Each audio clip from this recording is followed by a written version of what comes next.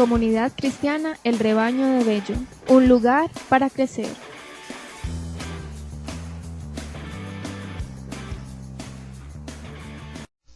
Romanos capítulo 4, versículo 25. ¿Ya están ahí? A quien Dios, hablando de Cristo, a quien Dios entregó a la muerte por nuestros pecados y resucitó para ser nuestra salvación. Repito, a quien Dios entregó a la muerte por nuestros pecados y resucitó para ser nuestra salvación. Oremos. Padre, en esta mañana te damos gracias por tu preciosa palabra de antemano, porque sabemos, Señor, que cada vez que escuchamos tu palabra con reverencia, que nos detenemos a escuchar lo que tú nos enseñas a través de las Sagradas Escrituras, estamos plenamente convencidos de que tú nos hablas. Señor, por eso decimos que la Biblia es tu palabra, Señor, es tu palabra, palabra de Dios, es tu revelación escrita para nosotros. Y en esta mañana te pedimos, Espíritu Santo, que abras nuestro entendimiento, que nos des mucho conocimiento, sabiduría, inteligencia, discernimiento en esta mañana para poder entender y comprender las profundidades de tu bendita palabra. Señor, ayúdanos con este tema de la resurrección, un tema vital para nosotros en el día de hoy. Señor, gracias por tu palabra. De antemano, gracias por todo lo que nos vas a enseñar en la mañana de hoy domingo de resurrección. Gracias, Señor. En tu nombre, Jesús, oramos con acción de gracias. Amén y amén. Hoy quiero seguir con este tema que empecé el viernes. ¿Alguien recuerda qué título le dimos a la predicación el viernes? Cristo, nuestra Pascua, nuestra verdadera Pascua. Él es nuestra verdadera Pascua. Hoy es la segunda parte porque vamos a continuar. Hoy vamos a seguir hablando de la Pascua, pero hoy vamos a hablar de la Pascua de Resurrección. ¿Ha escuchado el término Pascua de Resurrección? ¿Usted alguna vez ha entendido por qué a veces usted escucha que hay personas, o usted mismo lo ha dicho, cuando a veces le dice a las personas en esta semana felices Pascuas? Muchos no saben por qué dicen felices Pascuas. A veces decimos tantas cosas por ahí y ni siquiera sabemos qué es lo que estamos diciendo. Algunos hasta le han añadido tradiciones que no están en la Biblia. Huevos, qué sé yo, una cantidad de cosas raras por ahí en épocas de Pascua. Yo les he dicho a ustedes que mientras una tradición no riña con la palabra de Dios y no se vuelva un fetiche y no se vuelva un agüero, nosotros no tenemos problemas. Pero hay ciertas tradiciones que se han ido, de pronto no tanto aquí en nuestro medio, pero sí en otros países con respecto a la Pascua, que no es bíblico. Pero en nuestro medio sí escuchamos la gente decir felices Pascuas. Entonces de eso es que quiero hablarles hoy. La Pascua de Resurrección es una fiesta, es una celebración cristiana que se conmemora, sobre todo se celebra el triunfo de Cristo sobre la muerte. Eso es la Pascua de Resurrección. La Pascua del viernes estábamos hablando de la muerte de Cristo, del Cordero de Dios que quita el pecado del mundo. Pero hoy vamos a hablar de la Pascua de Resurrección. Para que ustedes entiendan un poquito esta fiesta, los primeros cristianos, que ustedes saben que en su mayoría venían del pueblo judío, de la religión judía, ellos celebraban la Pascua de Resurrección y la celebraban a la par cronológica, a la par del mismo tiempo de la Pascua judía. Y así lo hicieron por los primeros siglos, así lo hicieron. Pero después del concilio de Nicea, que más adelante, pues el que no sepa un poquito sobre esto, más adelante estaré profundizando sobre eso. En el concilio de Nicea, los cristianos entonces de ahí en adelante separaron la celebración de la Pascua judía de la cristiana, para que no hubiera confusiones. Porque ustedes saben que se hacía al mismo tiempo, pero ellos siempre lo hicieron diferente, porque para ellos, para los cristianos del primer siglo, de los primeros siglos, era muy claro que Cristo nos había redimido de la maldición de la ley mosaica, y que ya no había que celebrar la Pascua como los judíos en el Antiguo Testamento, que Cristo inauguró un nuevo pacto, una nueva alianza con su muerte, con su derramamiento de sangre en la cruz del Calvario y con su resurrección de entre los muertos. Entonces lo hicieron diferente a partir del concilio de Nicea y sobre todo recordando que Cristo resucitó en la Pascua hebrea. De pronto, si usted no estuvo el viernes, yo el viernes les dije a ustedes que lo paradójico es que muchos en el día de hoy están regresando, están retrocediendo, están volviendo a la ley mosaica. Hay iglesias cristianas en el día de hoy que ya están otra vez con sus rollos raros, practicando la ley judía, la ley de Moisés, entonces están haciendo sus fiestas de tabernáculos, la Santa Cena ya no la hacen como la hacemos las iglesias cristianas, sino que la hacen con Cordero Pascual, etcétera, etcétera, y como decía también, kipar y algunos hasta circuncisión, guardando el sábado, etcétera, etcétera, etcétera. Nosotros sabemos, mis amados, que si nosotros volvemos a la ley mosaica, estamos haciendo nulo el sacrificio de Jesucristo en la cruz del Calvario.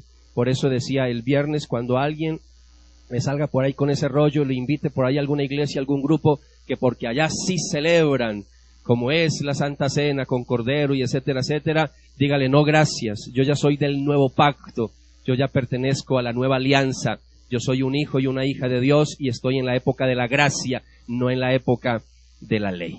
El versículo que leí al comienzo, Romanos 4:25, ¿qué tal si volvemos otra vez sobre ese versículo? A quien Dios, hablando de Cristo, entregó a la muerte por nuestros pecados y resucitó para ser nuestra salvación, nuestra salvación. Está diciendo ahí Pablo que Cristo en la muerte, en la cruz, quitó nuestros pecados, pero que en su resurrección me dio ¿qué? ¿Me dio qué? Me dio la salvación, en otras palabras, me dio entrada al lugar santísimo, me dio entrada al cielo. Por eso él dice, yo soy el camino, la verdad y la vida, y nadie llegará al Padre si no es a través de mí. Este es uno de los versículos más maravillosos de la Biblia, cuando dice, por nuestros pecados murió por nuestros pecados y resucitó para ser nuestra salvación. Cuando nosotros hablamos en términos de doctrina sana, de doctrina cristiana, nosotros no podemos separar la muerte de Cristo de su resurrección. Esas dos doctrinas tienen que ir unidas. Usted no se puede dar el lujo de creer en Cristo, creer que Él murió por nuestros pecados y negar la resurrección. Eso es un sinsentido, eso no tiene lógica alguna. Nosotros como cristianos, como hijos y como hijas de Dios, creemos que Él murió por nuestros pecados, pero también creemos que Él se levantó de entre los muertos al tercer día y que está vivo por los siglos de los siglos. Ustedes saben que Salomón en alguna ocasión dijo, nada hay nuevo debajo del sol. Nada hay nuevo debajo del sol. Hoy en día muchas personas rechazan completamente la resurrección del Señor y eso también pasó en la época hace más o menos unos 2000 años atrás, algunos cristianos, algunos creyentes empezaron a negar y a dudar de la resurrección de Cristo de entre los muertos, como fue el caso de algunos corintios, que empezaron a dudar de que Cristo resucitó. Y por eso les digo que no hay nada nuevo debajo del sol. Hoy por hoy tenemos uno de los ataques más certeros y más mortíferos, más dañinos sobre la iglesia del Señor, y es en las últimas décadas. Ustedes saben que con la aparición de algunos libros como los de J. Benítez, cuando empezó con esa serie del caballo de Troya, y otros libros que han aparecido como de Dan Brown, El Código Da Vinci y otros más, son libros, son novelas, son historias, pero ahí cuando la gente empieza a leer eso, lo que empieza a sembrar es cizaña, duda, incredulidad, porque esos libros niegan la deidad de Jesucristo y sobre todo niegan que Jesucristo se levantó de entre los muertos. El problema de los corintios hace unos 2000 años era un problema muy, muy grande porque no solamente estaban negando la resurrección de Jesucristo, sino que también estaban poniendo en tela de juicio la resurrección de entre los muertos. Y por eso, aunque estoy leyendo Romanos 4:25 como el versículo lema para esta predicación, para esta conferencia, pero nosotros nos vamos a centrar por varias semanas. Yo voy a tomar por ahí unas 3 semanas donde quiero ampliar este tema de la resurrección. Es un tema tan delicado, que me parece que necesitamos profundizar en él y sobre todo que yo quiero que miremos, y ahí es donde nos vamos a quedar, por favor, abra su Biblia, Primera de Corintios, capítulo 15, ahí nos vamos a quedar, por favor, Primera de Corintios, capítulo 15, cuando estén ahí me dicen, por favor. Y mire, solamente para mostrarle lo que estaba pasando con los corintios en el versículo 12 del capítulo 15, mire cuando Pablo escribe y dice, y bien, si se proclama que Cristo ha resucitado, venciendo la muerte, ¿cómo andan diciendo algunos de ustedes que los muertos no resucitarán? Así que vemos que Pablo nos está diciendo, porque después vamos a mirar, hay algunos versículos que Pablo dice que algunos están dudando de la resurrección de Cristo, pero no solamente dudaban de que Cristo resucitó de entre los muertos, sino que estaban poniendo en tela de juicio, ¿qué? La resurrección de los muertos, Entonces, eso tenía unas implicaciones muy serias para la doctrina de la resurrección de Cristo, y Pablo dedica un capítulo entero para tratar este asunto de la resurrección, un capítulo entero, y un capítulo nada corto. Si usted mira ese capítulo, es uno de los capítulos más largos que tenemos en el Nuevo Testamento. Primera de Corintios, capítulo 15, y sin temor a equivocarme, déjeme decirle que este es uno de los capítulos más importantes de toda la Biblia. Así que si usted a veces se ha hecho la pregunta, ¿cuáles son los capítulos más relevantes de toda la Biblia? Este es uno de ellos. Es más, algunos teólogos a lo largo de la historia han tratado de clasificar y sacar los 10 capítulos más importantes de la Biblia, y siempre clasifica entre esos 10, Primera de Corintios, capítulo 15. Así que vamos a desmenuzar este capítulo, vamos a entrar en detalle en este capítulo, y obviamente pues hoy no vamos a tocar todo esto, apenas hoy es simplemente la introducción de este tema que quiero seguirlo hablando siquiera por unos 2 fines de semana más. Y antes de entrar en detalle, yo quiero hablar un poquito del trasfondo de este pasaje. Si usted mira Corintios, para los que están familiarizados con la lectura de la Biblia, es interesante el cambio que hace San Pablo, porque todos los capítulos anteriores, San Pablo lo que ha venido contando y nos ha venido diciendo es acerca de problemas morales que hay en Corinto, acerca de problemas éticos, acerca de problemas culturales. También nos habla de problemas eclesiológicos que hay en Corinto, divisiones, una cantidad de cosas que hay allá. Pero en el capítulo 15, Pablo cambia el rumbo de su argumento. Hay un cambio brusco en su lenguaje y de una vez empieza a hablarnos de la resurrección de Jesucristo y como tema central de la doctrina de los cristianos. La resurrección de Jesucristo, cuando uno empieza a mirar el capítulo 15, y cuando uno empieza a mirar que algunos corintios están negando y están poniendo en tela de juicio la resurrección, uno de pronto pensaría que era que ellos no sabían de la resurrección, que muy pocos sabían de la resurrección. No es así. Cuando uno empieza a estudiar juiciosamente la Biblia, uno se da cuenta de que Pablo, cuando escribió acá su primera carta, ya la doctrina ya estaba totalmente definida. Ya la iglesia sabía muy bien acerca de la resurrección de Jesucristo. Es más, cuando Pedro predica su primer sermón en Pentecostés, cuando Pedro está compartiendo la palabra unos 15 años atrás, ahí en ese sermón San Pedro está hablando de la resurrección de Jesucristo. Si usted quiere tener ahí entre sus apuntes, simplemente coloque ahí en sus apuntes Hechos capítulo 2, versículo 24 en adelante, para que usted se dé cuenta, después lo puede leer en su casa. Ahí Pedro está hablando de la resurrección de Jesucristo, y a lo largo del libro de los Hechos leemos que los apóstoles siempre predicaron la doctrina de la resurrección, y se la predicaron a los gentiles, se la predicaron a los judíos, lo hicieron en Jerusalén, lo hicieron en Antioquía, lo hicieron en Atenas, lo hicieron en Roma, porque la resurrección era un tema central y fundamental en la sana doctrina de la iglesia del primer siglo. ¿Hasta ahí vamos claros? Así que, Primera de Corintios 15 no es primera vez que se está hablando de la resurrección. Aquí no se está pecando por ignorancia. No es por ignorancia. Ellos ya sabían de la resurrección. Por eso vamos a ver más adelante qué fue lo que estaba pasando en la iglesia de Corinto. ¿Qué estaba pasando? Pablo escribió, si usted mira el capítulo 15, avancemos al versículo 3. En el versículo 3 dice, primero y ante todo, les transmití lo que yo mismo había recibido, que Cristo murió por nuestros pecados, conforme a lo anunciado en las Escrituras, que fue sepultado, ¿y qué más?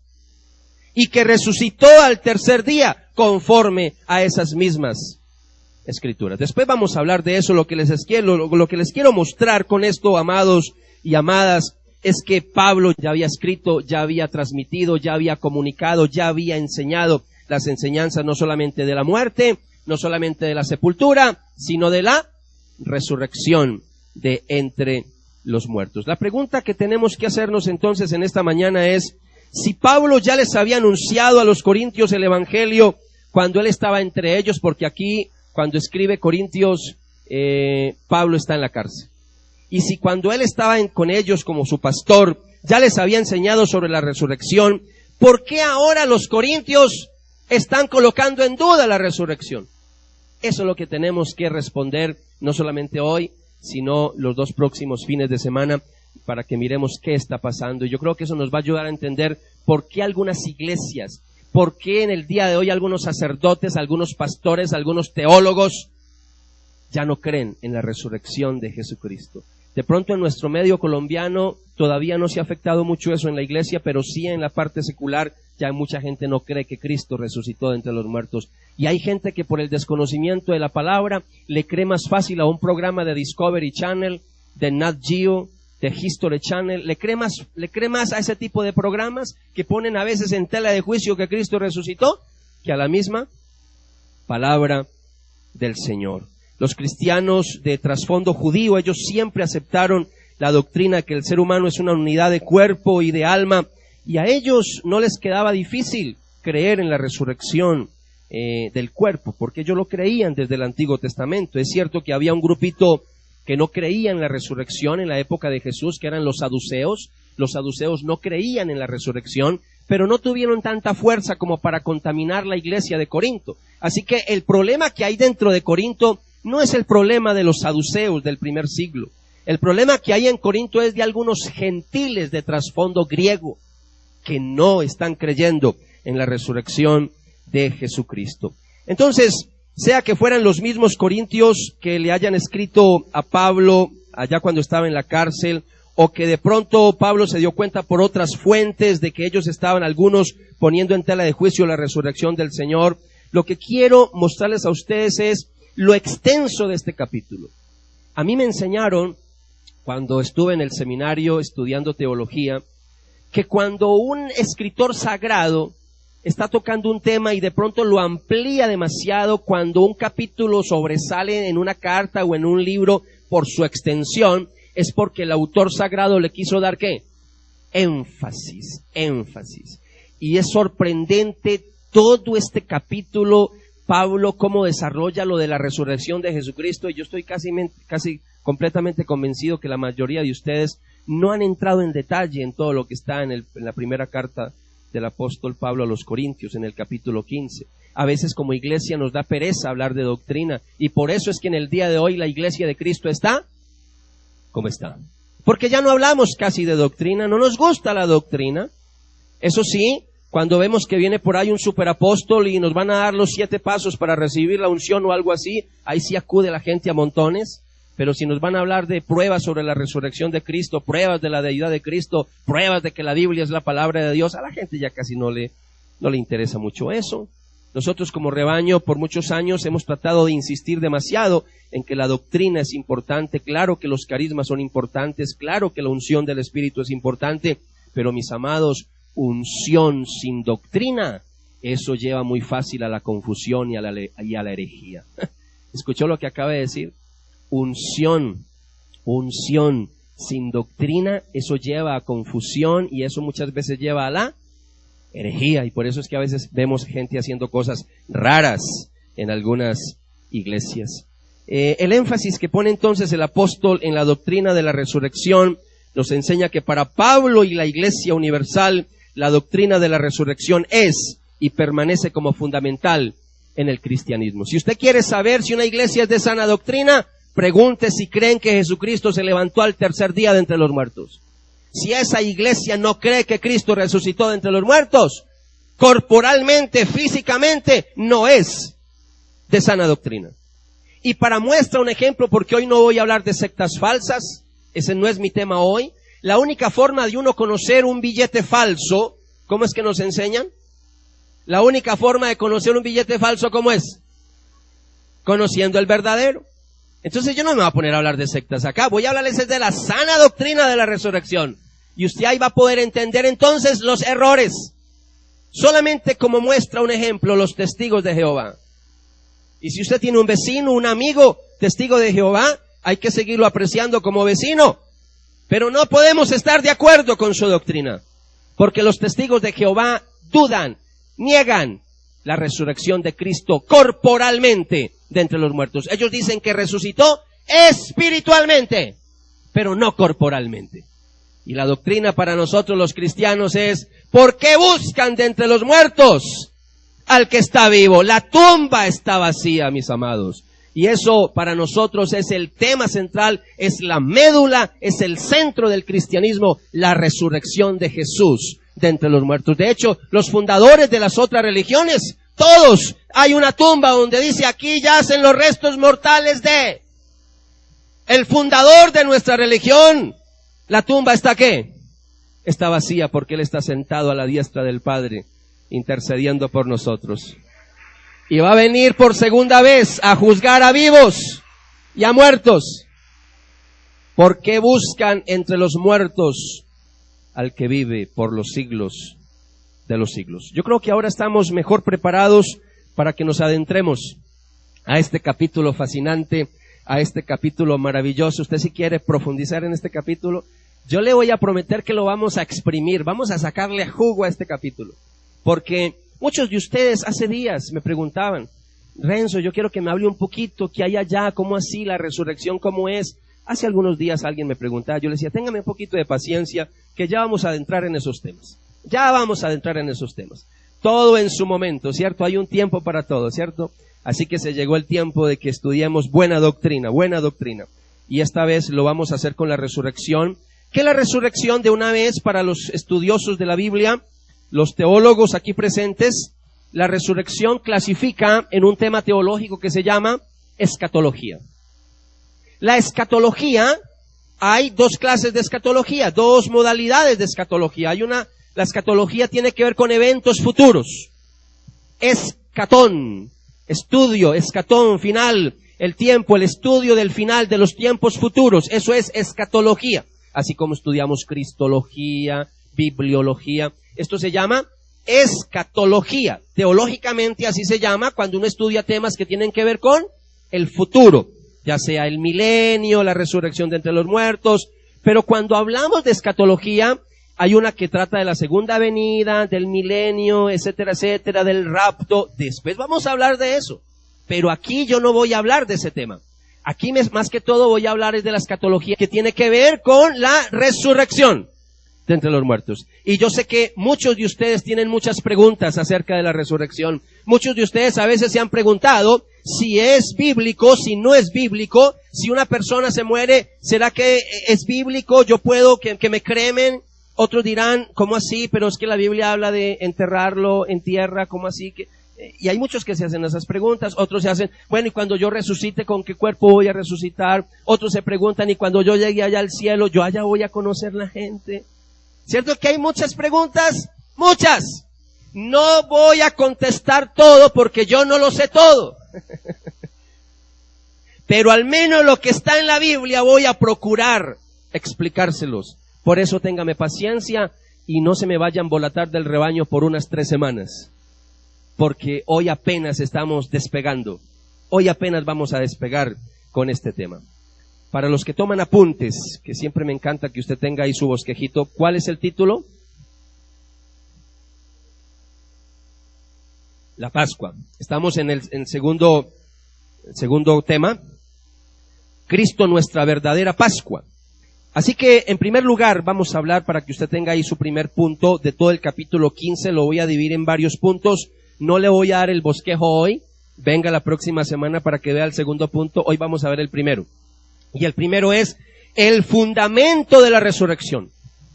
¿Cuál es el primer punto? El fundamento de la resurrección, que va del versículo 1 al versículo 11. Así que lo que primero vamos a hacer hoy y la próxima semana es estudiar el versículo 1 hasta el 11. Y del versículo 1 al 11 lo vamos a dividir en dos partes. Hoy vamos a ver la primera. Y la primera que vamos a mirar hoy es del versículo 1 hasta el versículo 2. Hoy solamente vamos a ver 2 versículos. Suficiente hoy para que estemos mejor preparados para la próxima semana. ¿Listos y listas?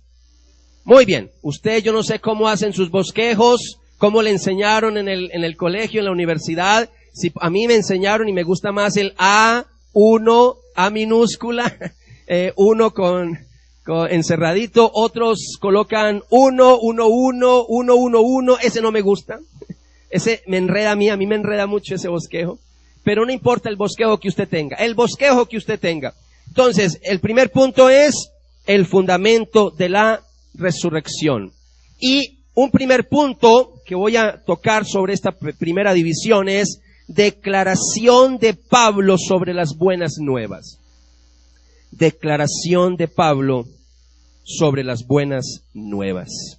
El apóstol Pablo comienza su discurso con una declaración categórica sobre las buenas nuevas que sirven como base para el resto del capítulo, y eso es lo que tenemos aquí en el versículo 1 y versículo 2. Vamos a leerlo de largo y después lo desmenuzamos. Quiero recordarles, hermanos, el mensaje de salvación que les anuncié. El mensaje que ustedes recibieron, en el que se mantienen firmes y por el que están en camino de salvación, si es que lo conservan tal como yo se los anuncié. De lo contrario, se habrá echado a perder su fe. De lo contrario, se habrá echado a perder su fe. De una vez quiero decirles que Pablo tiene una preocupación pastoral muy grande. Él no quiere que sus ovejas se vayan a perder. Él no quiere que sus ovejas se vayan a embolatar, porque él fue el pastor de ellos. Él estuvo ahí levantando esa iglesia. Ahora está en la cárcel. Le llegan noticias que algunos están poniendo en tela de juicio la resurrección. Y él dice, ¿cómo es posible eso? Y con su dolor de pastor, de padre espiritual de los corintios, empieza a escribirles una carta nada fácil, un capítulo nada fácil. Tengo que confesarles, este es un capítulo de los más extensos y tengo que confesarles de los más difíciles que hay para explicar en toda la Biblia. Por eso, téngame un poquito de paciencia, por eso vamos a ir despacio con esto. Pero yo quiero que usted vea el tono pastoral de San Pablo cuando dice, de lo contrario, si ellos no están apegados a lo que él les está diciendo, a lo que han recibido, sobre todo acerca de la resurrección, de lo contrario, se habrá echado a perder su fe. En un lenguaje contemporáneo y en un lenguaje paisa, coloquial, burdo, ramplón, esa platica se perdió. En otras palabras, en vano lo que yo les prediqué si ustedes están poniendo en tela de juicio la resurrección. En esos 2 versículos, San Pablo les dice 3 cosas. En esos 2 versículos. La preocupación pastoral de San Pablo, yo quiero desmenuzar estos 2 versículos con 3 punticos ahí. Entonces, la declaración de Pablo sobre las buenas nuevas, en primer lugar, les recuerda 2 cosas. Eso es lo primero que hace San Pablo. Les recuerda 2 cosas. Versículo 1, ¿qué le recuerda? Primero le recuerda el mensaje de las buenas nuevas. ¿Cuál es el mensaje de las buenas nuevas? Buenas nuevas es la traducción del griego evangelio. ¿Ok? Entonces, les recuerda 2 cosas. Primero, el mensaje del evangelio, el mensaje de la predicación del evangelio, de las buenas nuevas que él mismo les ha predicado. Él mismo les ha predicado. Por eso dice ahí, quiero recordarles, hermanos, el mensaje de salvación que les anuncié. Es lo primero que les recuerda. Les está enseñando lo que ya les proclamó en otros tiempos, y sin embargo Pablo introduce un elemento nuevo en esta enseñanza, y esa enseñanza es una doctrina detallada acerca de la resurrección física de Cristo y de los creyentes. de entre los muertos. Sobre todo, usted debe de saber que en otras cartas y oportunidades anteriores se ve que Pablo ya había enseñado sobre la doctrina de la resurrección de los creyentes. Él ya había enseñado, si quiere tómalo ahí en sus apuntes, Hechos capítulo 13, versículo 30, no lo voy a leer, simplemente para los que tomen apuntes. Hechos 13:30, Gálatas 1:1, ya en otras ocasiones Pablo había hablado de la resurrección, pero en este capítulo 15 entrega una exposición completa de la doctrina bíblica de la resurrección, y es por eso que dice: quiero recordarles, hermanos, lo que ya antes les había anunciado. Otra vez para ratificar, otra vez para demostrar que ellos ya sabían del tema de la resurrección. Y esto nos pone a nosotros, esto nos tiene que poner sobre aviso, porque uno puede conocer del Señor, yo puedo saber las cosas de Dios, puedo haber estado en una iglesia donde me enseñaron sana doctrina, y llegar un momento en que de pronto se introduce un espíritu de engaño y de error y empieza ¿a qué? Empieza a confundir y a embolatar a los creyentes. Por eso, nunca diga cuando alguien se va para una secta falsa: no, lo que pasa es que en la iglesia ya nunca le enseñaron sana doctrina. Eso no es así. Y si no, mire qué maestro el que tuvo la iglesia de los Corintios, nada menos y nada más que el apóstol San Pablo. Y ahí tenemos algunos que habían recibido de él la enseñanza de la resurrección y ahora están poniendo en tela de juicio esa doctrina. Yo me he desgastado por muchos años enseñando sana doctrina y me da mucha tristeza y mucho pesar. Algunas ovejitas, gracias a Dios, no tantas, pocas, se han ido para sectas falsas. Y no fue porque no hubieran escuchado en el rebaño sana doctrina. Amados y amadas, por eso como iglesia siempre tenemos que estar, y hay un versículo que lo voy a mencionar varias veces en esta conferencia: el que crea estar firme, mire que no caiga. Usted puede saber mucha Biblia, pero mucho cuidado, ¿qué escucha? Mucho cuidado, ¿qué lee? Mucho cuidado, ¿a dónde va? Mucho cuidado, ¿quién le está enseñando la palabra del Señor? Lo segundo que Pablo le recuerda a los corintios no solamente es el mensaje de las buenas nuevas que él mismo les ha predicado, sino que les recuerda el mensaje que ellos habían recibido. Entonces les recuerda dos cosas: lo que él les ha enseñado y lo que ellos han recibido. Por eso dice: el mensaje que ustedes recibieron, dice San Pablo en el versículo 1. Preparando este estudio para ustedes, amados, es una delicia cuando uno estudia la palabra del Señor. Para mí es una delicia explicar la palabra del Señor. Esto es algo que vengo haciéndolo por más de 20 años. Y para mí es un privilegio y es una gran responsabilidad cuando me paro en un púlpito de estos a predicar la palabra del Señor. Mire, hay cosas que uno lee en la Biblia, en nuestra traducción en español, y pues, amados, hay cosas que uno no entiende. Y por eso es que es necesario venir a la iglesia para que nos enseñen la palabra del Señor. Usted no se puede dar el lujo de decir: no, yo en mi casita ya leo la Biblia. No, señor, en mi casita no. Usted allá puede leer todos los días, hacer su devocional, pero usted necesita asistir a la iglesia para recibir alimento de la palabra, para que le expliquen la palabra del Señor. Y Dios ha dado a su iglesia hombres y mujeres con carismas especiales. No son más que nadie, sino que son carismas y especiales que Dios da a la iglesia, y entre ellos es el don de la enseñanza. Y Él ha dado pastores y maestros a su iglesia.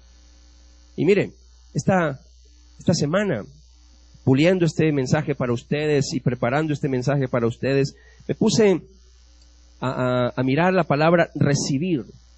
Una palabra tan sencilla, recibir. Pero cuando uno estudia la Biblia, uno empieza a ver cosas tan interesantes que en la época bíblica, obviamente los primeros oyentes, los primeros que leyeron lo que Pablo les mandó, claro que ellos entendieron muy bien, pero ya han pasado casi 2000 años. ¿Cómo saber qué fue lo que quiso decir Pablo? Y el problema que tenemos nosotros es que las palabras que utilizamos en español son muy limitadas. Recuerden que nuestro idioma español está fundamentado en dos raíces, en raíces latinas y raíces griegas. El griego es un idioma rico. Yo a ustedes no les complico la vida con el griego ni con el hebreo. Yo no les complico la vida con eso. Yo siempre trato de predicar de una manera muy sencilla. Pero cuando es necesario explicar algo en el griego, yo tengo que decírselo, amados, porque si no, no vamos a entender lo que el escritor quiso decir. ¿Estamos? Así que mi propósito no es aquí hacer alardes de erudición, porque lejos de tal cosa, no, ese no es mi estilo. Pero recibir, que en español es algo tan sencillo, en griego es otra cosa. Sobre todo en el contexto de que Pablo le escribe a la iglesia de los Corintios cuando les dice el mensaje que ustedes recibieron. Es una palabra griega que se utilizaba, sobre todo los judíos la utilizaban para la comunicación de una tradición en la cual se espera que haya una repetición fiel y sobre todo después memorización de parte de los oyentes. Cuando Pablo dice el mensaje que ustedes recibieron, es una palabra que...